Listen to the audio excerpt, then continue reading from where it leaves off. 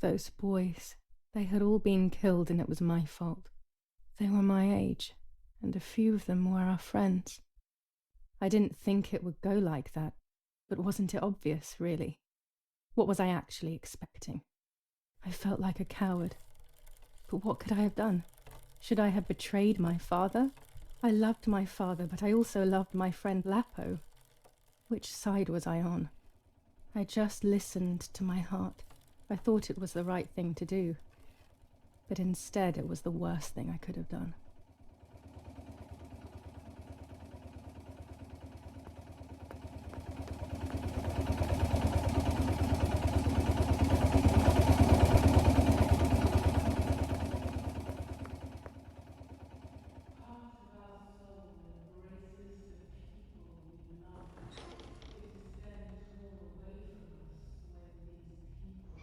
Once I crossed that threshold, I completely lost touch with reality.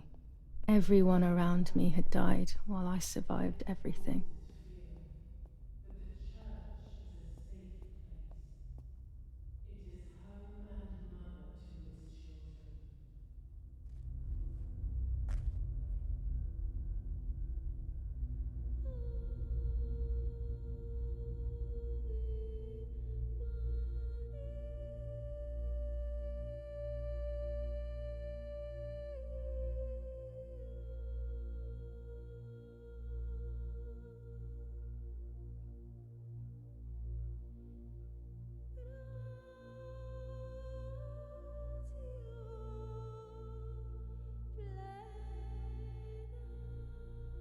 I don't remember how things went.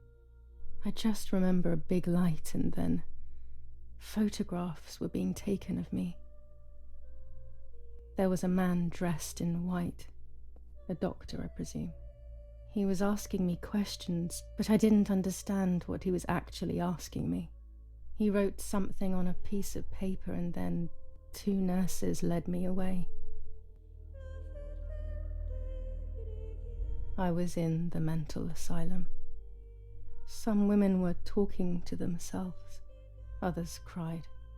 Some were even covered in their own filth. Others were violent and tried to hurt themselves any way possible.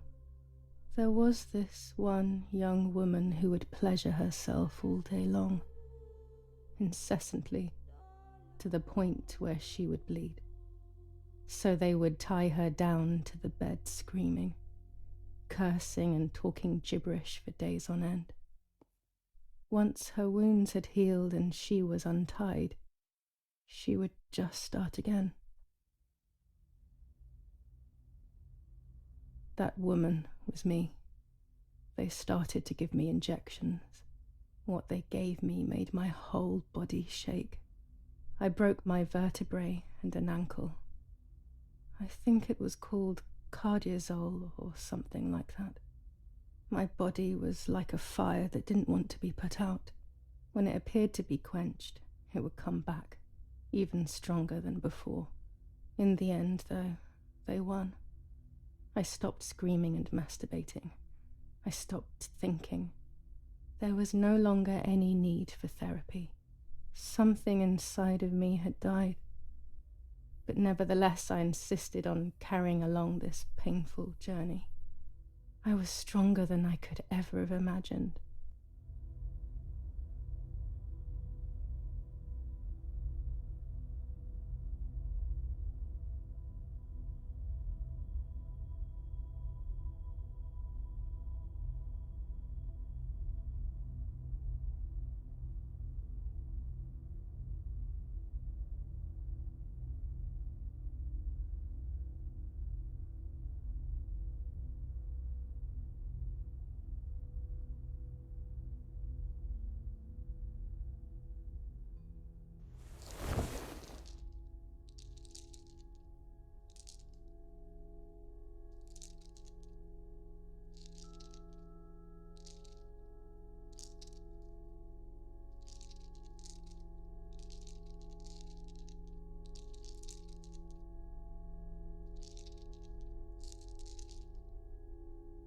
Who are you?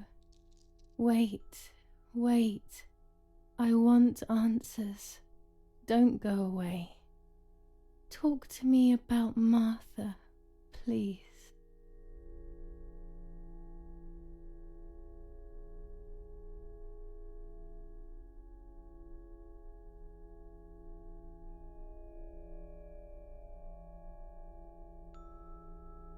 Martha is dead. I killed her to take possession of her life. I will never find peace for what I have done. I feared that would be the case. And what about Mummy?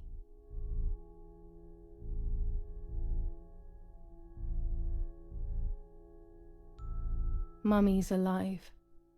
The memories I have must just be my inventions. How could I have done such a thing? I wouldn't even have the physical strength to do it. That's a big relief. And what about Father? The soldiers, did that really happen? My mind is playing weird tricks on me. I saw him sitting there because I was afraid. Daddy is okay. He is strong and able to look after himself. Certainly better than I can. Okay, this is almost impossible to believe. What about Nanny? Nanny is fine. I don't even want to think that anything bad could have happened to her. Are you sure? That brings me great joy. I'm afraid to ask about Lapo.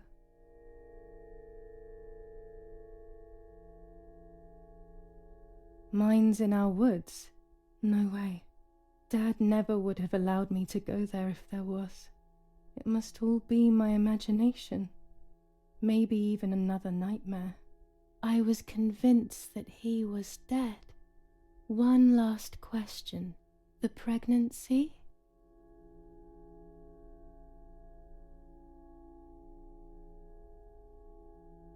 Martha was pregnant. Her deformed baby died with her. Maybe she was in pain. That's enough now. All of these questions are pointless, aren't they?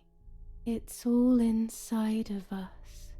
We just need to turn the mirror. Is it not all just the reflection of an unknowable existence? Nothing more than a puppet show.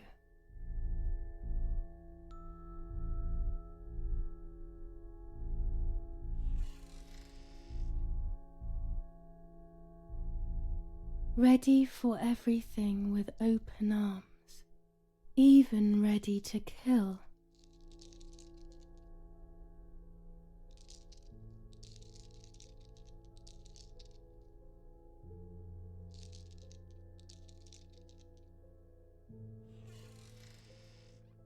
Legs always ready to run.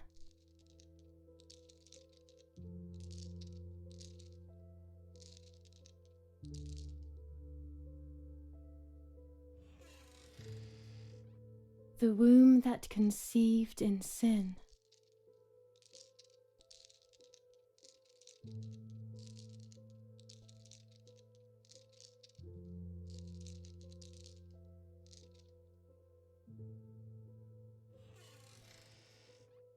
Lastly, the mind.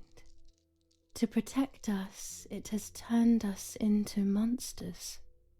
Either way, we cannot live like this, can we? I'll take care of it. I don't need to worry. I'll try to sleep if I can. I've got this.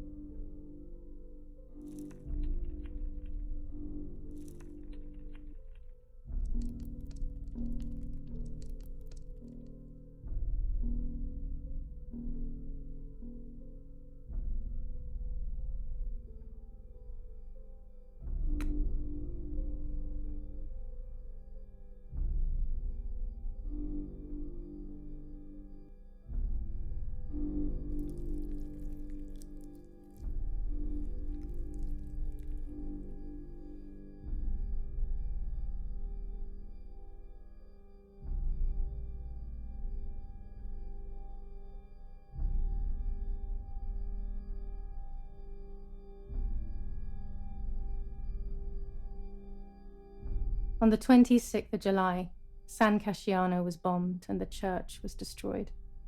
But I was not there then. I was already in the asylum.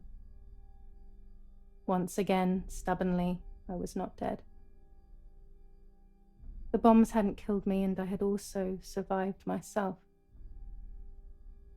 The most absurd test and the hardest one. The war ended some time ago now, both out there and inside of me. I was on the wrong side of the gate, but now I can turn the page. Life is opening its doors again, isn't it? If I hadn't been so lucky to survive myself, I would have thrown everything away. We think that danger is all around us, ready to attack. But the most devious and misleading dangers are the ones that are inside of us. They grow without us realizing. They make us suffer, remain confused, and remove our self-respect. I would have wanted to ask for help, but I was alone. This is my story.